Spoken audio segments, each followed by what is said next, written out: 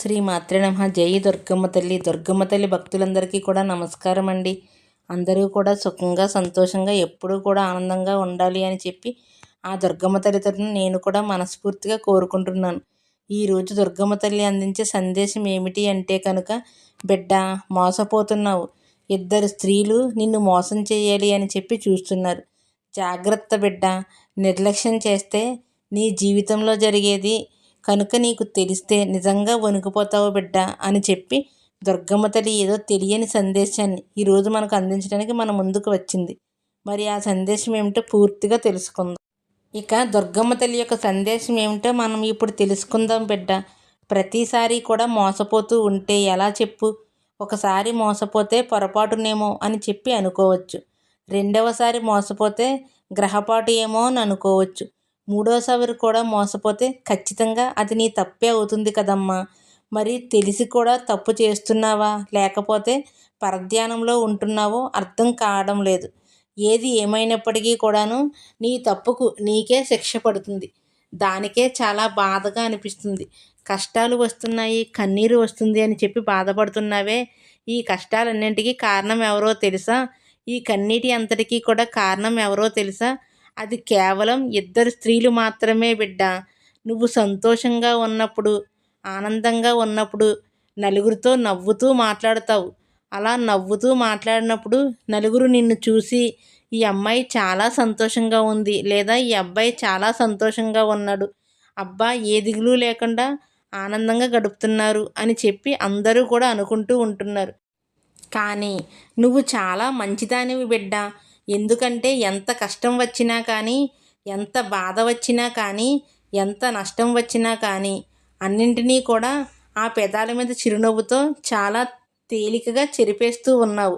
నీ బాధలన్నింటికీ కూడా కారణం ఎవరైతే ఉన్నారో వారితోనే ఆనందంగా నవ్వుతూ మాట్లాడుతున్నావు. కష్టాన్ని కడుపులోనే ఉంచుకుంటున్నావు. కానీ వారి వల్ల నువ్వు ఎన్ని బాధలు పడ్డావు బిడ్డ. అన్నింటినీ కూడా మర్చిపోయావా? ఎన్ని నష్టాలు అనుభవించావు వారి వల్ల? నువ్వు నలుగురిలో ఎంత అవమానాన్ని పొందావు వారి వల్ల? నువ్వు నలుగురిలో ఎలా తల ఎత్తుకోలేకుండా ఒంటరిగా ఎన్నిసార్లు మిగిలిపోయావు? ఇవన్నీ కూడా మర్చిపోయావా చెప్పు.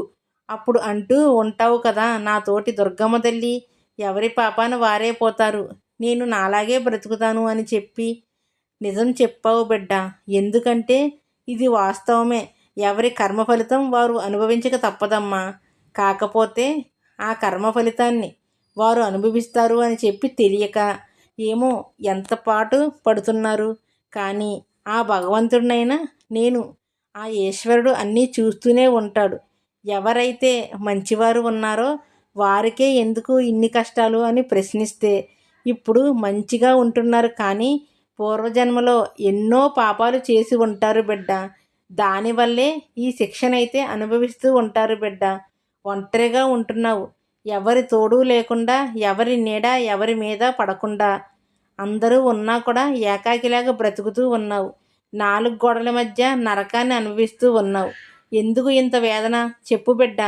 ఎప్పుడైనా కానీ ఒక మాట గుర్తుంచుకో. నువ్వు చేసిన పాపపుణ్యాల కర్మ ఫలితాన్నే ఇప్పుడు నువ్వు అనుభవిస్తున్నావు. కాకపోతే ఇప్పుడు నువ్వు చాలా మంచి మనసుతో ఉంటున్నావు. ఇప్పుడున్న ఈ మంచి మనసుని జీవితాంతం కూడా ఇలాగే ఉండనువ్వు.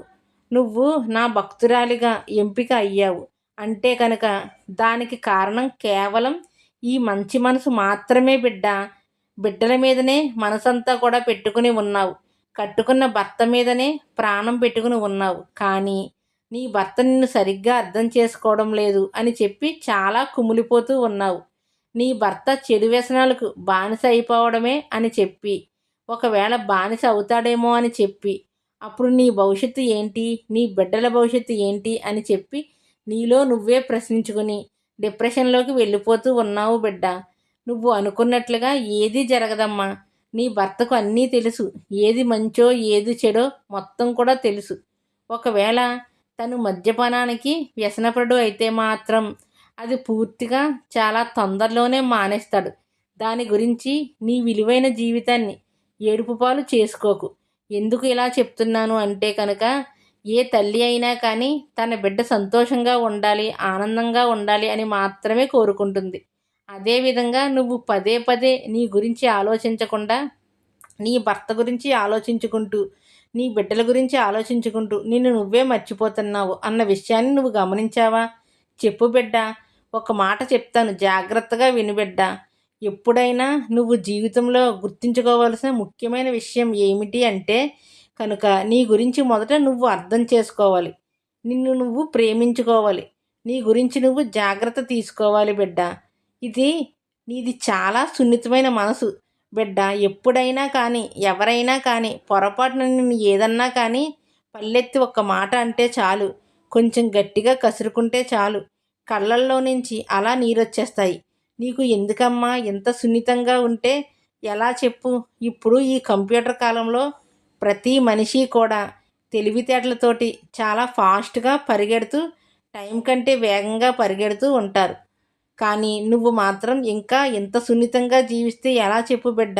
ఎప్పుడైనా కానీ ఎవరు ఏది చెప్పినా కూడా నమ్మేస్తూ ఉంటావు.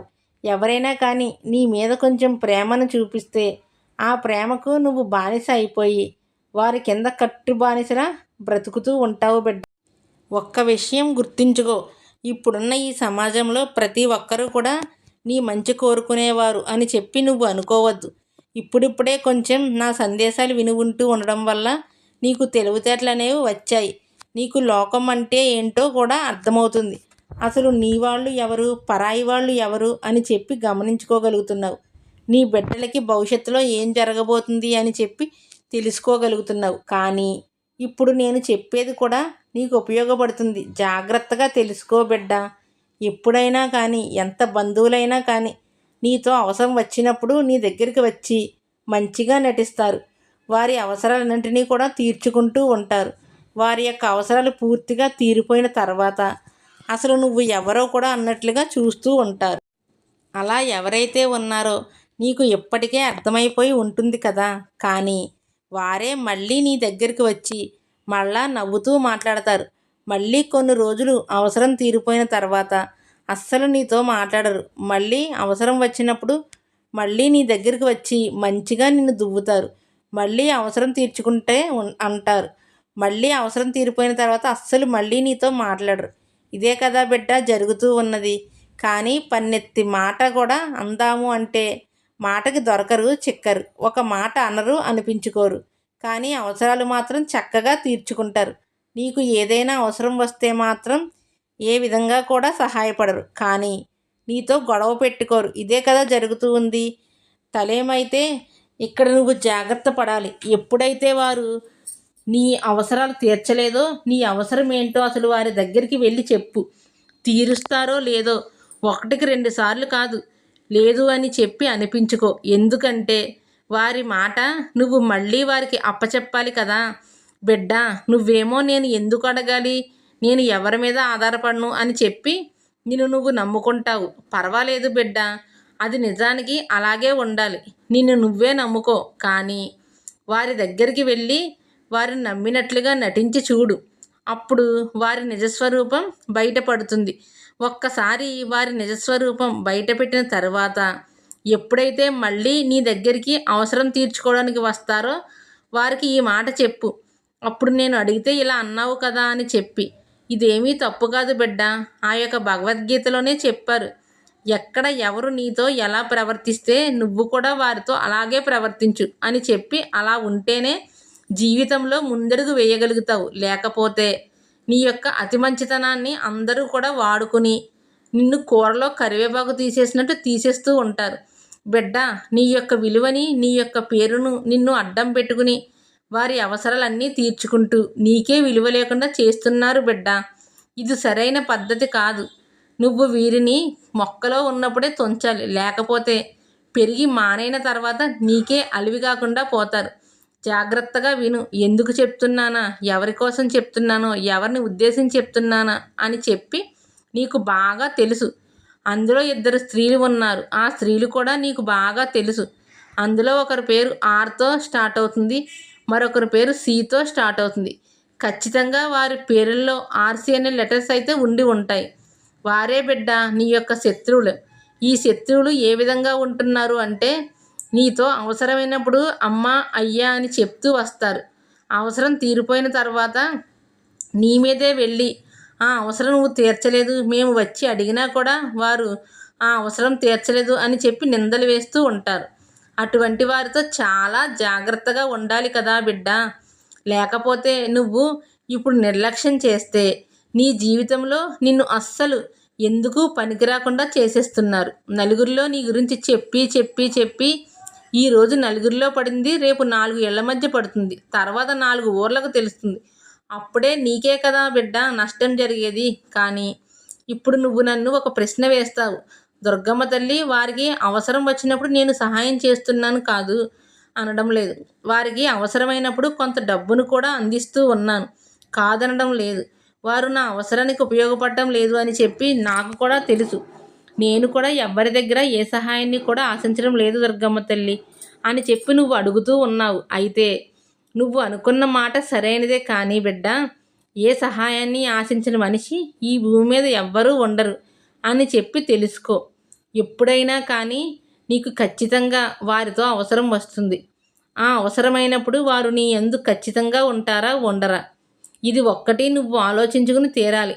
శత్రువులు ఎవరో మిత్రులు ఎవరో తెలుసుకుని తీరాలి బిడ్డ. ఎందుకంటే నీ మీద నీ కుటుంబం ఆధారపడి ఉంది, నీ బిడ్డలు ఆధారపడి ఉన్నారు. నువ్వు మోసపోతే వారు కూడా మోసపోతున్నట్లే కదా బిడ్డ. ఒక్కసారి ఆలోచించు. అప్పుడు నన్ను ఇలా అంటావు కదా బిడ్డ.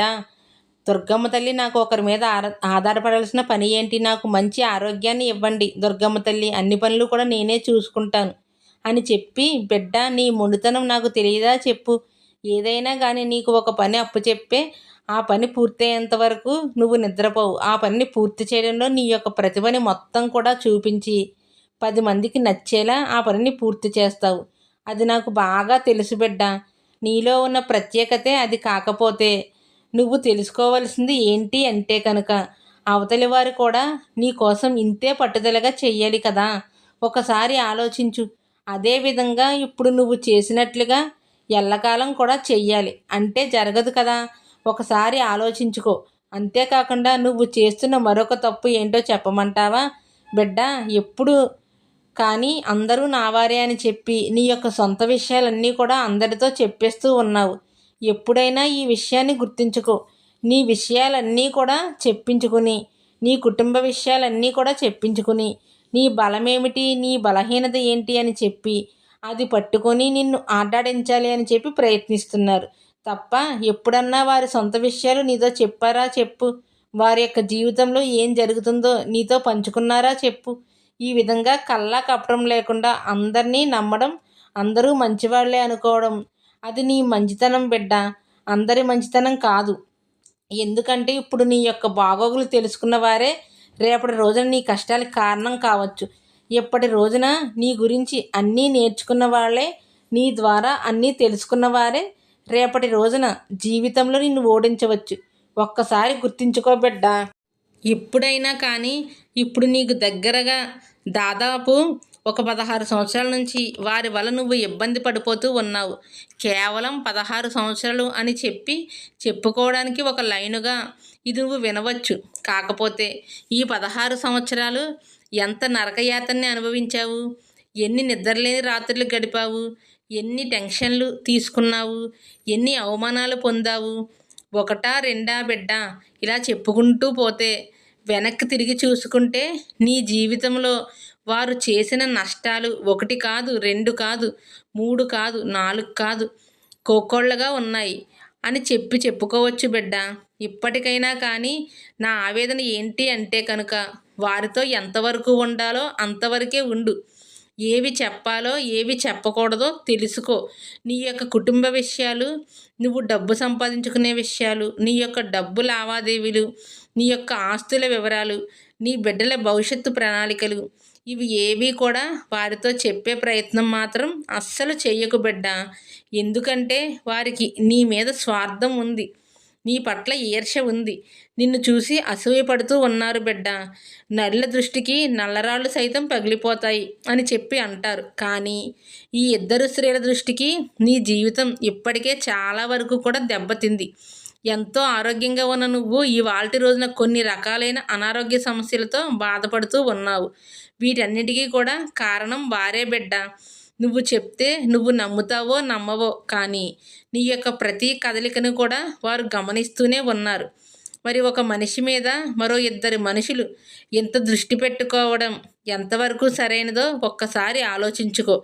కనుక ఎప్పటికైనా తెలుసుకో, నిర్లక్ష్యం చేయకు బిడ్డ. వారితో ఎప్పుడూ కూడా ఏ విధంగా మాట్లాడాలో ఎప్పటికైనా తెలుసుకో. వారు నీతో ఏ విధంగా ప్రవర్తిస్తే నువ్వు కూడా వారితో అదే రకంగా ప్రవర్తించు.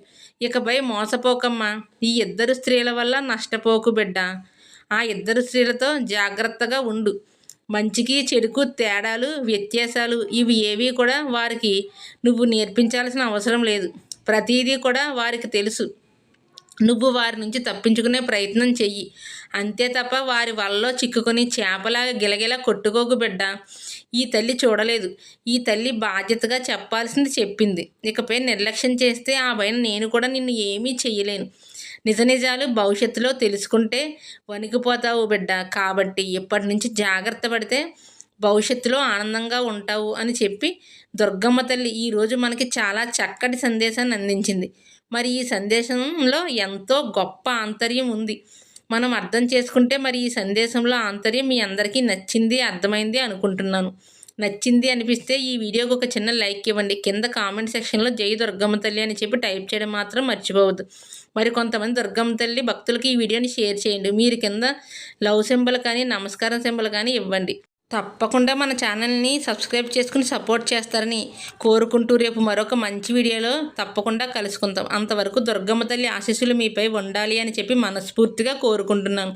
సర్వేజన సుఖనోభవంతు. జై దుర్గమ్మ తల్లి.